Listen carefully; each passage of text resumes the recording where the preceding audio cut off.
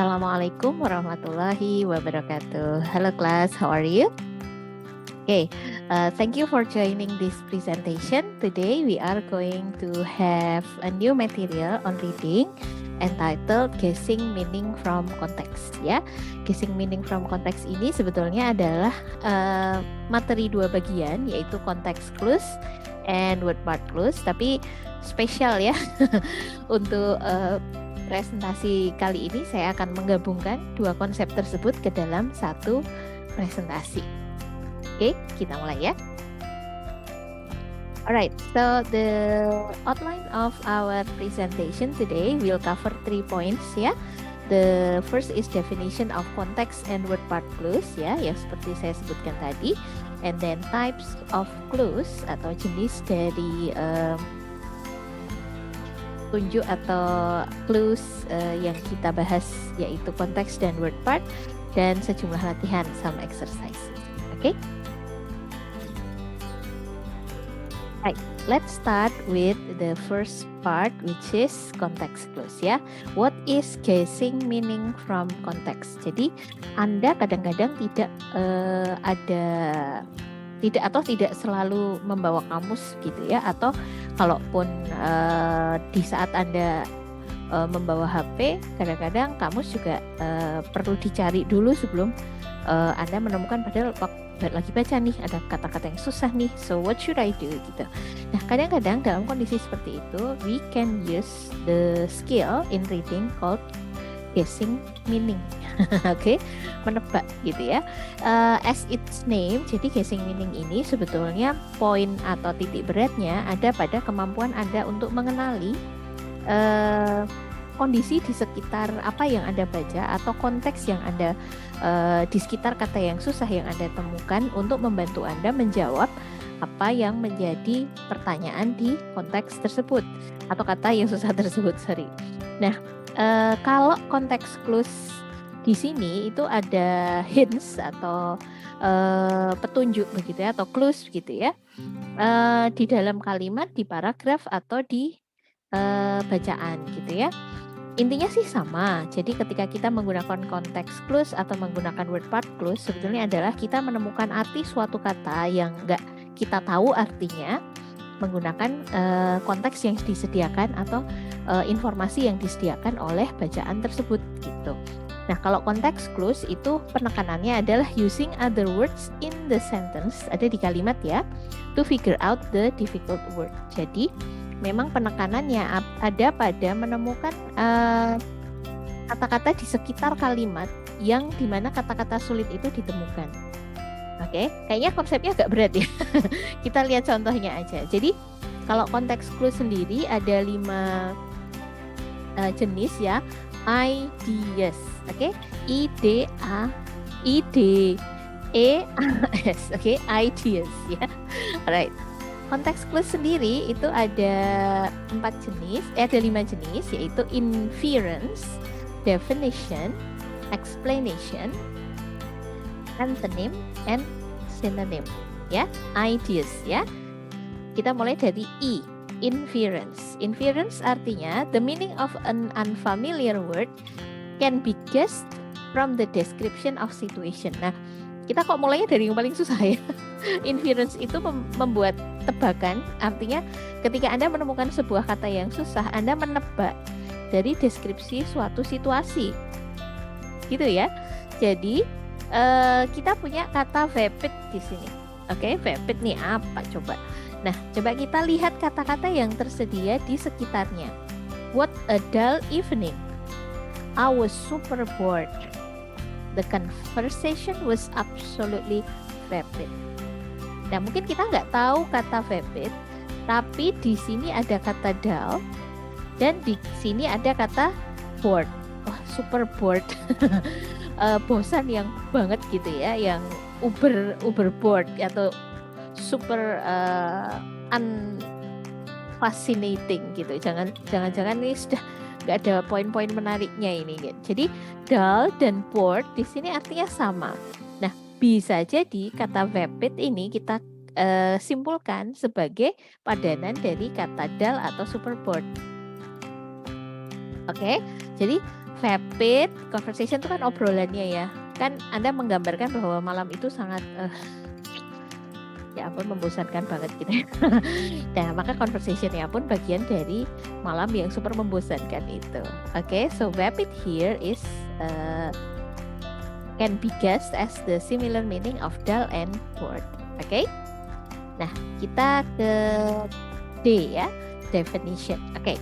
The author provides a direct or explicit definition of an unknown word in the sentence. Jadi sebetulnya ketika Anda menggunakan tipe konteks clues yang kedua ini, definition, Anda sudah disediakan informasinya oleh penulis kalimatnya di kalimat itu sendiri gitu. Jadi kita lihat contoh di sini ya. Martha is a curator. Martha is a curator. A person who is responsible for looking after a museum collection. Kita mencari kata curator. Biasanya kalau pakai strategi definition itu di belakang kata yang susah itu sudah ada definisinya. Jadi curator ini artinya adalah a person who is responsible for looking after a museum collection. Jadi Martha itu adalah orang yang bertanggung jawab merawat koleksi-koleksi museum gitu, makanya namanya kurator gitu. Nah, ini strategi definition. Nah, sekarang kalau strategi explanation. Nah, explanation ini nggak ngasih definisi of course, tapi dia ngasih contoh ya, examples or additional explanations. Contohnya celestial bodies ya, katakanlah Anda belum tahu nih arti kata celestial bodies ini apa, tapi di sini ada kata including the sun, moon, and stars. Oh, ada matahari, ada bulan, ada bintang. Okay, are so fascinating for Andy and Joanne. Wah, ini dua siswa mungkin ya, atau dua mahasiswa ini sangat menyukai celestial bodies. Celestial bodies itu apa? Di sini sudah ada keterangannya. Matahari, bulan, dan bintang-bintang. Oke, berarti di situ artinya celestial bodies itu adalah bagian-bagian atau benda-benda yang ada di ruang angkasa gitu ya. Itu tebakan ya. Again, it is a guess. Ya, oke. Nah, kita ke strategi yang keempat yaitu antonym. Nah, kalau antonym seperti arti katanya Anda pasti tahu ya, antonim itu artinya kan lawan kata ya. Jadi yang digunakan sebagai petunjuk di kalimat itu biasanya lawan kata yang disediakan oleh penulisnya. Misalnya, my twin daughters were completely different. Sangat-sangat berbeda. Anak kembar tapi sangat berbeda. Ariana was a lively conversationalist, but Ariella was so taciturn. Nah, ini taciturn ya, kita nggak tahu artinya.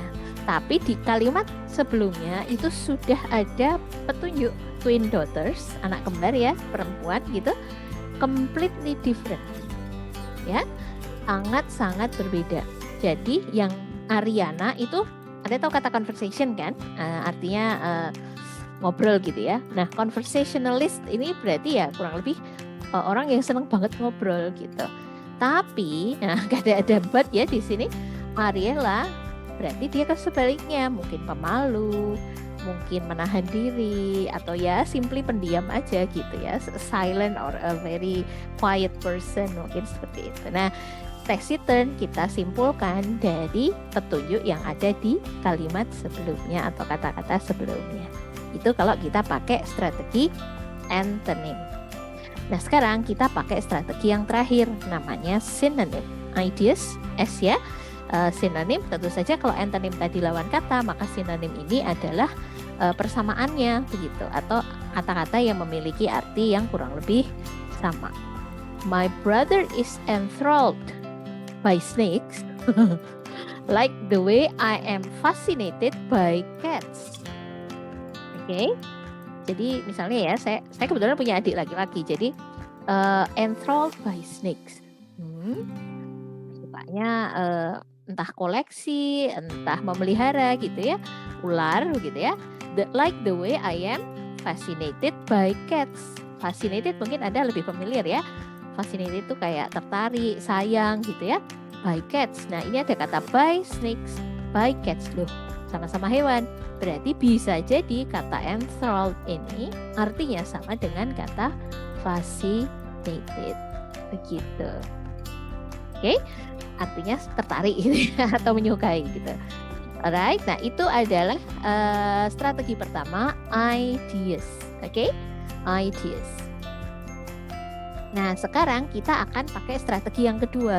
Gimana kalau kita bisa menebak arti kata yang susah itu justru dari bagian dari kata itu sendiri. Nah, word part itu sebetulnya bagian dari kata-kata yang membangun artinya gitu. Jadi petunjuk atau hints ini bisa ditemukan di dalam kata itu sendiri ya.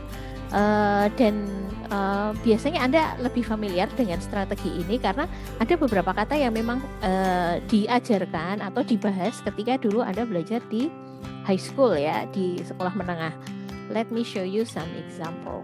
Oke? Nah, familiar nggak dengan prefix, root? Root ini maksudnya root word ya. Lalu suffix. Prefix itu artinya kata depan, awalan, bukan kata depan ya, awalan. Root itu kata dasar atau akar kata. Kemudian suffix itu adalah akhiran, kata yang ditempelkan di belakang kata asli begitu. Oke, mungkin belum familiar ya, kita lihat definisinya. Oke, prefix itu adalah a group of letters placed at the beginning of a word to modify or change a word's meaning. Jadi kata beberapa huruf ya, yang sebetulnya dia bisa dihitung sebagai satuannya sebagai kata yang ditempatkan di awal kata untuk memodifikasi atau mengganti makna sebuah kata asli. Misalnya, Anda familiar dengan kata dis. Dis itu artinya tidak ya.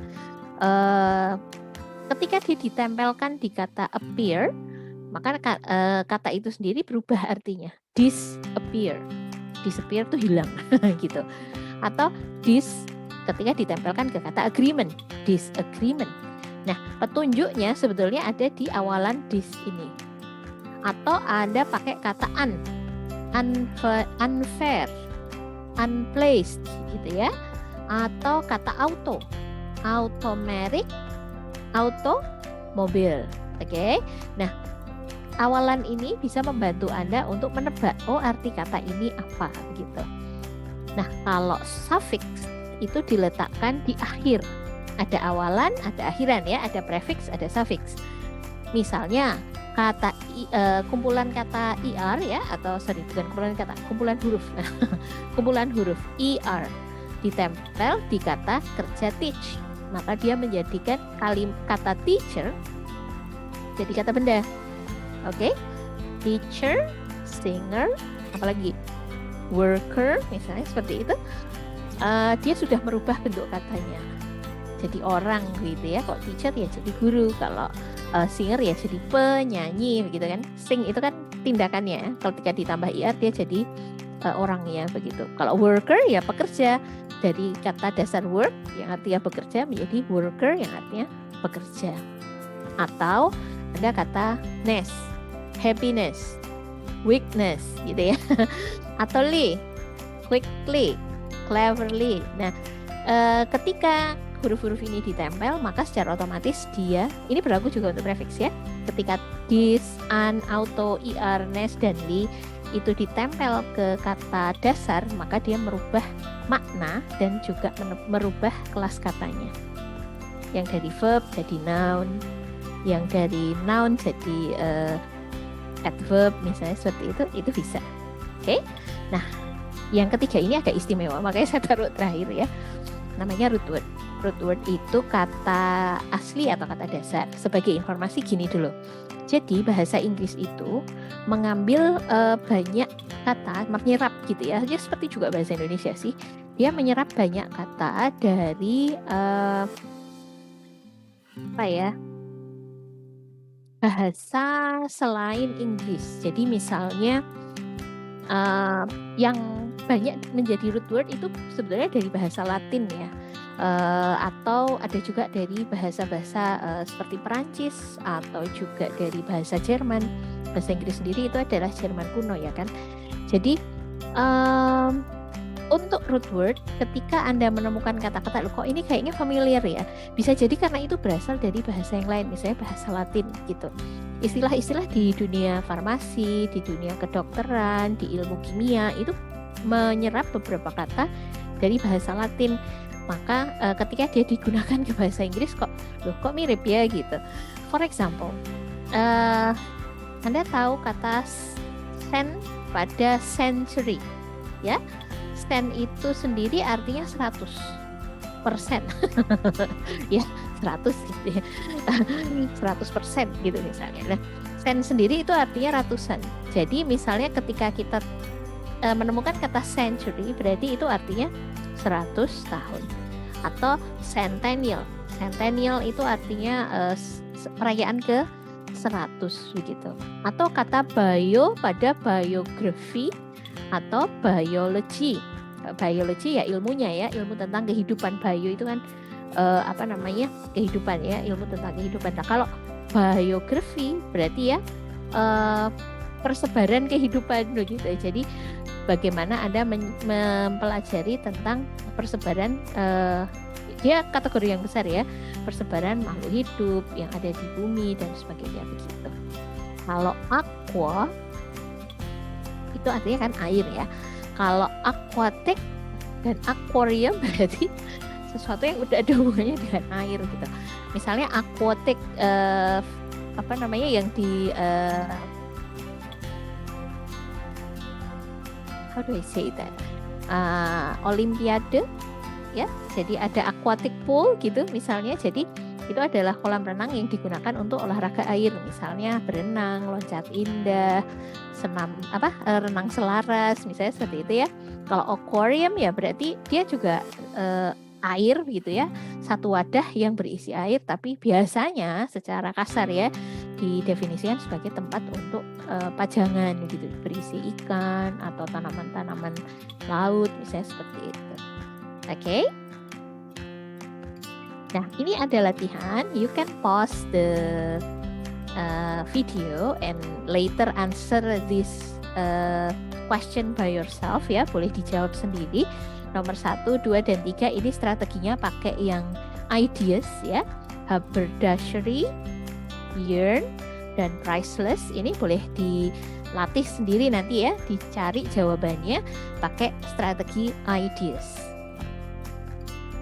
Sementara yang latihan kedua itu menggunakan strategi word parts ya. Ada disbelief, ada hopeless, ada dermatology, ada wonderful, ada irregular, dan ada kata lovely. Oke?